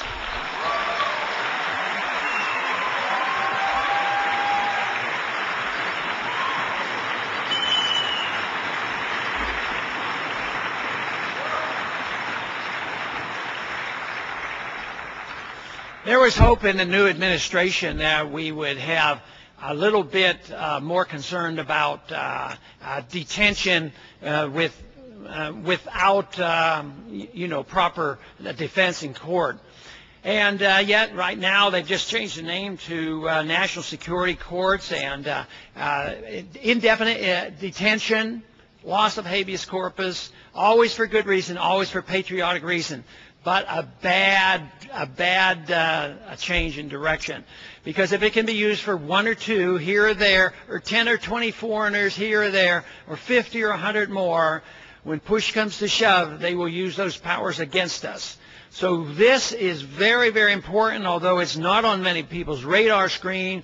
The protection of civil liberties and the protection of our right in courts is so crucial that we have to make sure that the members of Congress get our attention and say, look, protect the rights of all suspects. You say, no, we're dealing with criminals and we're dealing with terrorists. They don't deserve any rights. That isn't it. They're all suspects. When they're convicted of something, yes, you can do your punishment. Just think, the individuals that were responsible for the bombing of the towers in 1993 were all captured, prosecuted under our laws, and put in prison. That is not an excuse for us to go out and round up people and accept the notion that we can invade countries, develop a program called preventative war, and do whatever we want. No, we must realize that it is crucial that we have protection in court, even for those people that look like they're fairly guilty. Because today, there are a few of us already that we hear about in the country. Yes, they're in prison because they're defending the Constitution on monetary issues and tax issues.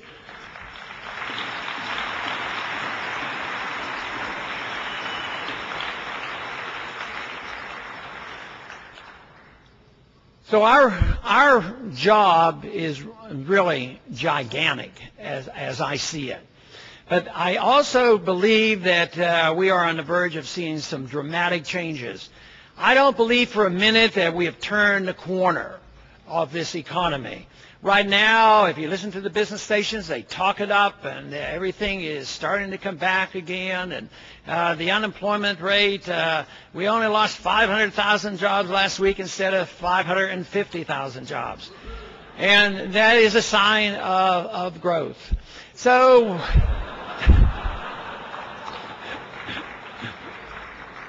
why don't they believe that in Washington? You know, they keep doing the same thing over and over again. But one of the main reasons is there's very few people in Washington who have ever heard the term Austrian economics, free market economics, and that is one of the problems. But there's a lot more now than there used to be.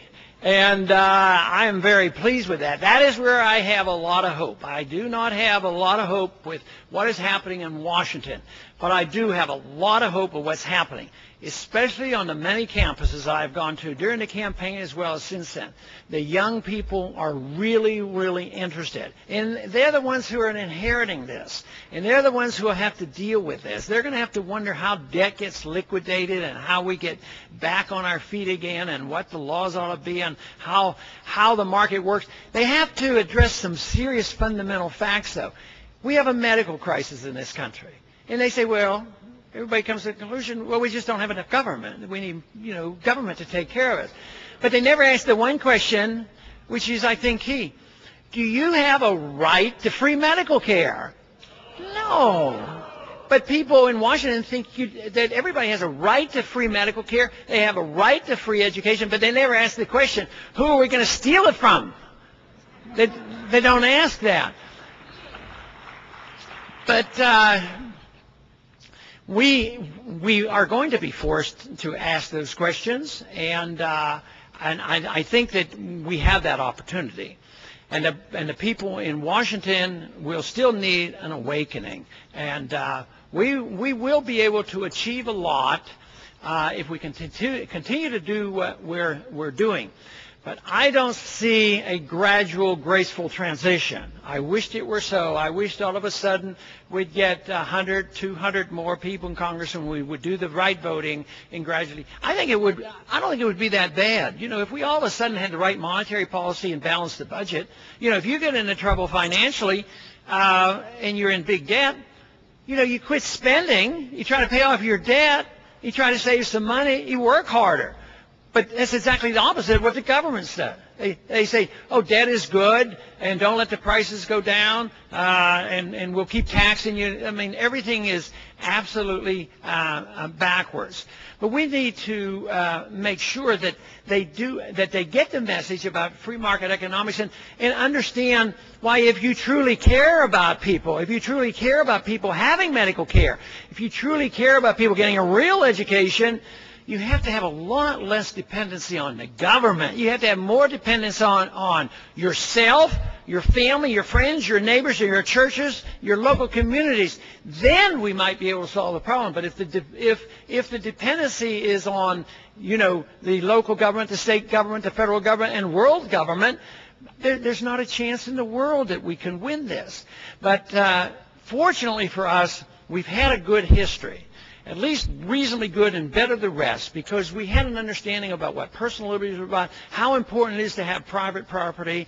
At least for 100 years or so, we didn't have an income tax and we had honest money. So it's not like we're inventing something brand new. We can certainly improve on what we had, But at least it's not brand new. Other countries might not have had that experience. So if we just could get this thing turned around and move that direction, and that there should be a lot of hope for the fact that we could get people to listen to us when that time comes. But that means we each have a role to play. We each have a role to play, whether it's just at home studying and protecting yourself, educating your family, educating your friends and community, joining groups, joining the Campaign for Liberty, running for office, supporting good candidates, but knowing what you're doing. I mean, just to be involved. So often I have so many people come to my office in Washington, young people. They get excited and they like what I'm talking about. They say, well, how can I be a congressman? And I said, that's the last thing you should be wanting to be. It could be helpful, but that shouldn't be the goal. If the goal is to be in office, then all of a sudden your standards change. You say, well, what do I do? How do I raise money? How do I work my way up the ladder? And what do I do to get into office? Being in office was more like a fluke for me. I mean, I spoke out and it happened and came along, and it was as much surprise to me as anything. But the real purpose is to understand what we're doing and to understand free market economics. But I do think there are a couple rules that we should follow, whether it's in campaign or whether we're campaigning in Campaign for Liberty or whatever. I have in my efforts in Washington taken a position which is not a compromising position. I think that my role, at least as I see it and that I decided to be, is that if there is a position such as like obeying the Constitution, you don't have a right to free medical care, is to vote it and defend it 100%.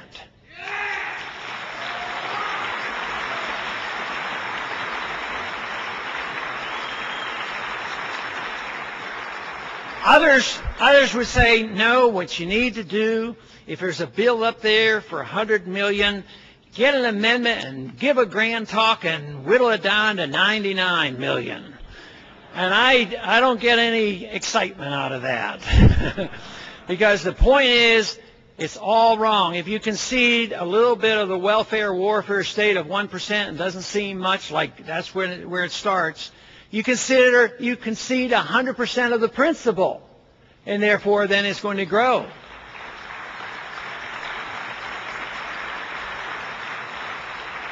And you don't have a moral defense of the issue then if you concede that much.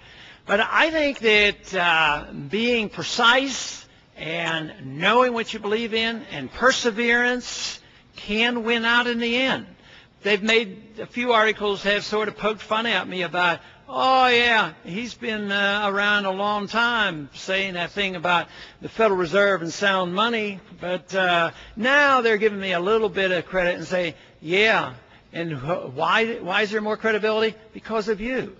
Because they point out in the past, yeah, he'd get like 10 or 15 people support the bill and it went nowhere. But now, for two reasons. One, the point that Hillary made. Your people are all over the place, and they're determined.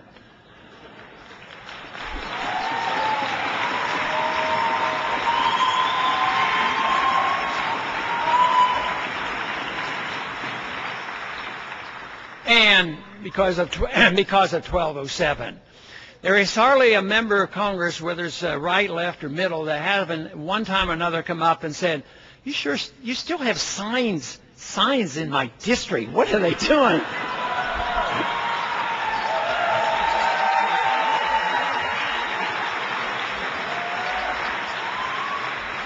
And I will sort of smile. I say, oh yeah, some of them are a little bit confused. I said, I'll try and explain it to them. But where the real explaining is to them. They need to explain it.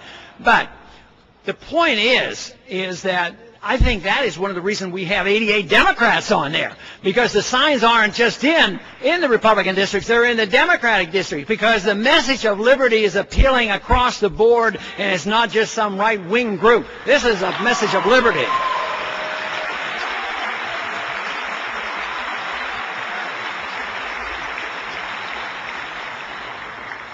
The message of liberty in the Constitution, why, and I've said it so many times, but I still like to say it again, it brings people together. It's socialism and welfareism and warfareism where you have to fight over the loot and fight over the largesse and go to the lobbyists and do all that fighting just to try to get some of your money back. That's what divides us. And yet, freedom brings us together. Freedom in economics is, I'm not going to tell you how you spend your money. If you want to waste it, waste it. You don't tell me how to spend my money. I'm not going to tell you about your religious values. That's your business. I'm not going to tell you about your sexual life. I don't even want to hear about your sexual life.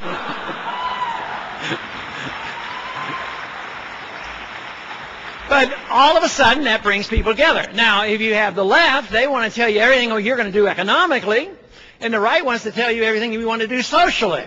And then both of them wants to tell the world what to do in the countries around the world. So this is magnificent. How can we fail? It's such a fantastic message. I mean, freedom is so wonderful that not only is it allowing you to live your life as you choose and allow you to fail if you want, but it's also the only system known to man that has created a great amount of wealth and wiped out poverty in a substantial way. Poverty comes from too much government. That's where poverty comes from.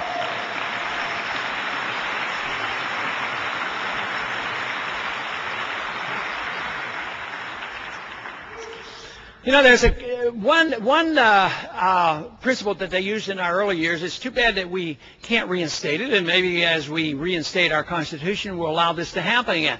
The principle of nullification. Wouldn't that be great? You know, if we recognize the principle of nullification, that means the states could reject it. In fact, and that reminds me of, I didn't quite complete about the flag, but you know, the flag amendment, the pledge to the flag came out of the Civil War period, and it was to make sure that you never once again thought of a state as being a sovereign state, and that you never could leave. They got rid of one slavery and gave you another. That was the problem. But we need to think of nullification. If we had a true republic, the states could say, look, we don't like it, we're not going to follow that law. They have the right of nullification. The president doesn't have the right of executive orders or signing statements.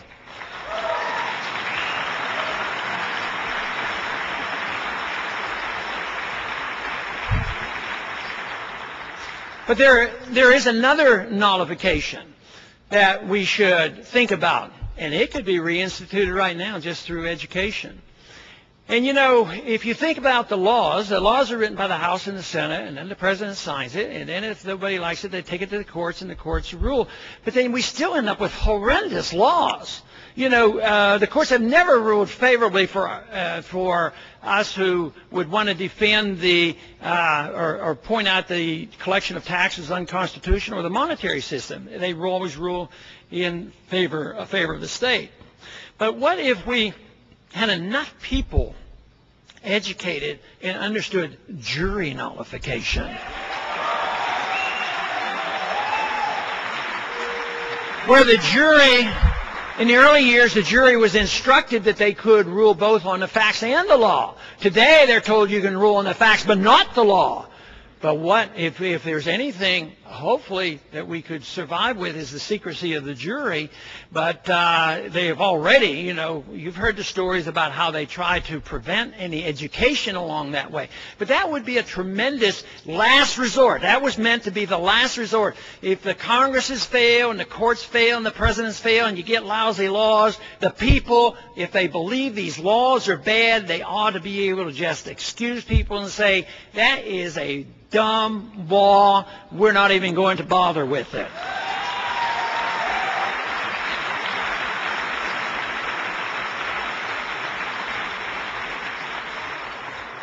And I would suggest they might start off with maybe somebody arrested that had been using marijuana for medical reasons, and it was the third time he was arrested, and he had a mandatory life sentence and never committed a violent crime. I think laws like that ought to be nullified and erased from the books.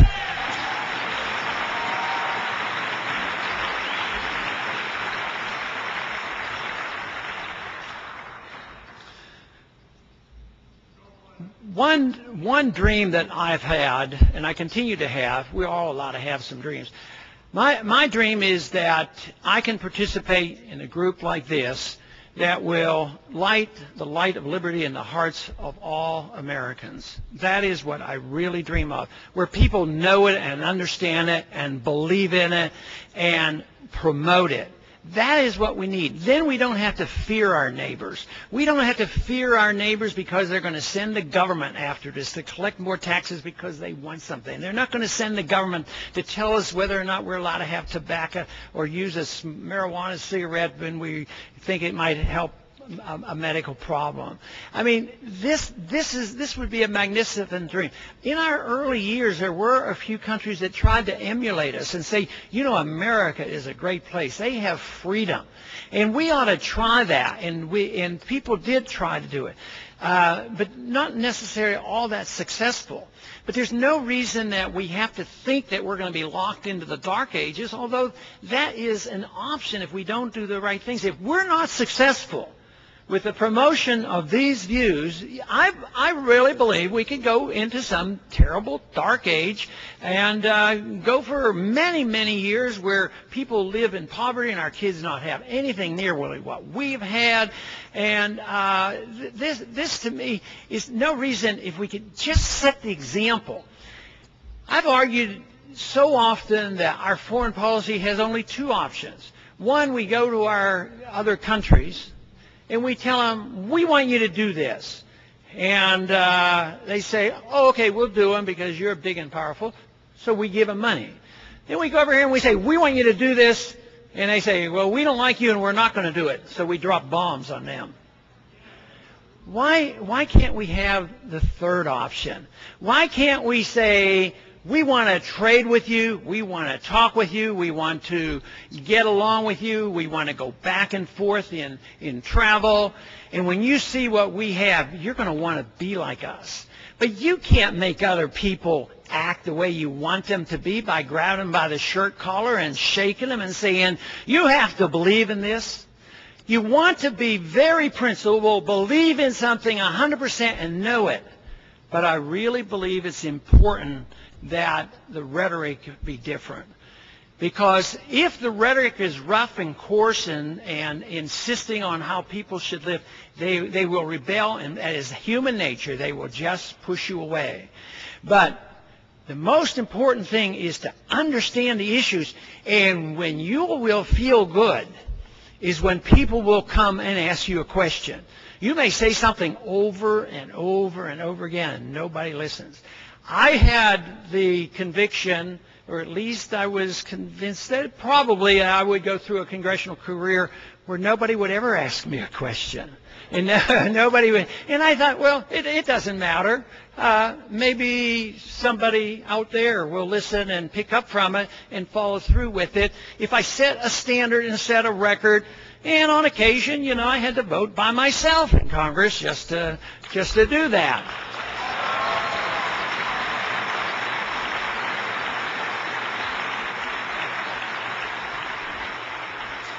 But people will come and they will ask you the question, and then they will. That is when it's important.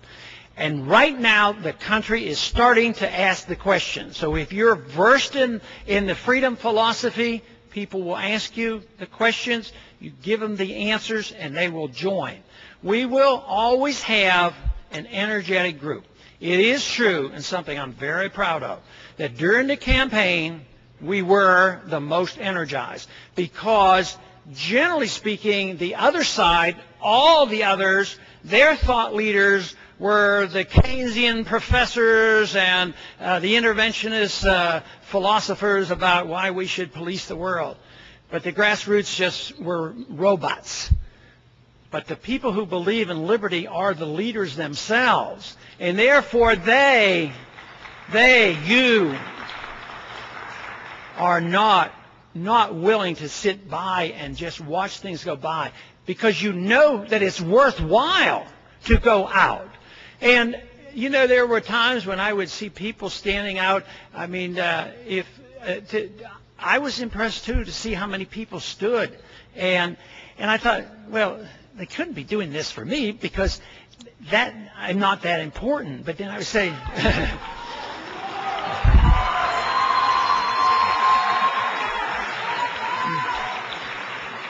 it's because I have a sign there that I'm waving and you're agreeing with. And you say, he's saying the things that I want to say and the things that I believe in. There!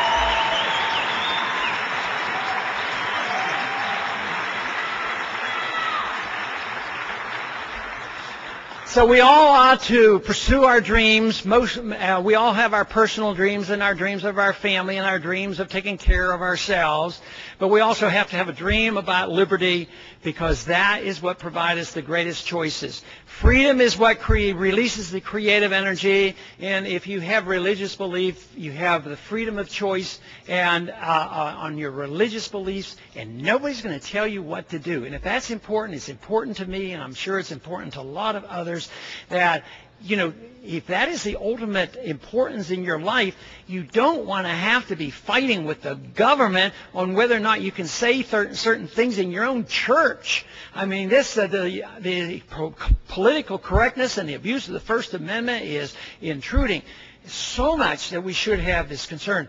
But it is a wonderful thing, this message that we have, and there's every reason in the world to believe that we are making progress. We have to stay energized, get new people in this organization, get new people, start new organizations, do whatever you want. People ask me, what exactly should I do? I say, do what you want to do. People come to college kids want to know what they should major in. I say, well, what do you enjoy studying? You know, I'm not so sure going to a routine college and studying political science isn't necessarily going to solve our problems. So you know, everybody has their own way. Everybody's abilities are different. And you'd be surprised. I was surprised what happened in my career. I love medicine. I went back to medicine after being in politics for a while. And it has served me well. But and there's no reason you can't have a profession and be in political action and learn all these things. But the one other thing that I have had the most fun with, and I enjoy events like this, and you will too, and I'm sure you've experienced already, is coming together with like-minded people.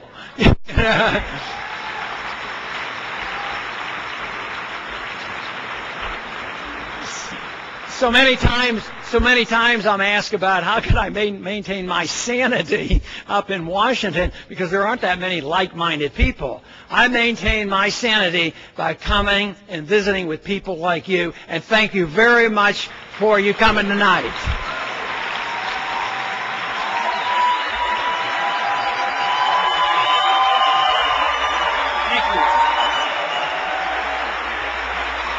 Vegas, Nevada.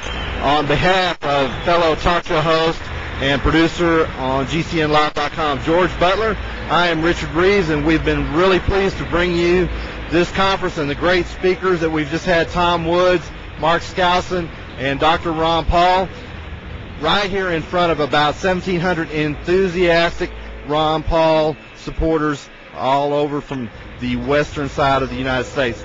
Folks, we hope you've enjoyed this broadcast, but we need y'all's support. George Butler has been and done several of these events. He's been to Victoria, Texas on a campaign stop and got the webcast up and running to have people all over the country and the world see Ron Paul speak. He went to Philadelphia to a big campaign rally up there in 2008, and George Butler was also at the Republican State Convention in Houston, Texas last June in 2008 with Ron Paul there as well. And so there have been many events that George Butler has produced and put up on the web. Also, he went to Minneapolis, Minnesota, and along with Charlotte Littlefield and myself and George Butler, we did a live broadcast from the Target Center with the Rally for the Republic. Last year we had 8 live streaming hours on the web of audio and video broadcasts there. And folks, we need your help to keep on bringing these events to you. We want to go to all these great liberty-loving events from people all over the United States. We've got the Ron Paul Revolutionaries really growing. It was like Mark Skousen said earlier, that every year the events are growing by about 40%. Despite the economic downturn that we've had, starting last fall in 2008. The Liberty movement just keeps on growing. The election cycle that just occurred in the presidential election races in 2007, 2008 just made more and more people wake up and get active.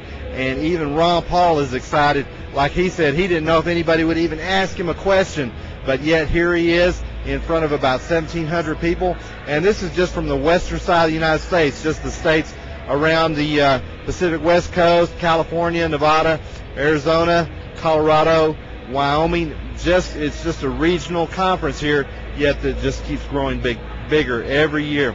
I want to thank Mark Skousen for coming back here and giving us a quick interview. And I want to thank Adam Kokesh. Don't forget Kokesh for Congress. He's running for U.S. Rep in the state of New Mexico. And I believe he's a great Ron Paul supporter and has a lot of the same ideology. So I think he'd make a great U.S. Rep and make a great ally for Ron Paul in the House in the U.S. Representatives.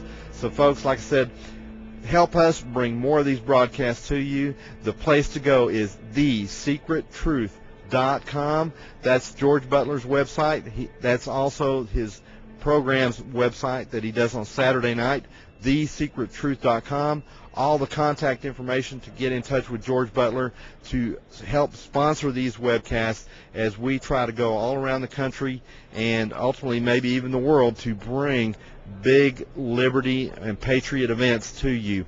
thesecrettruth.com.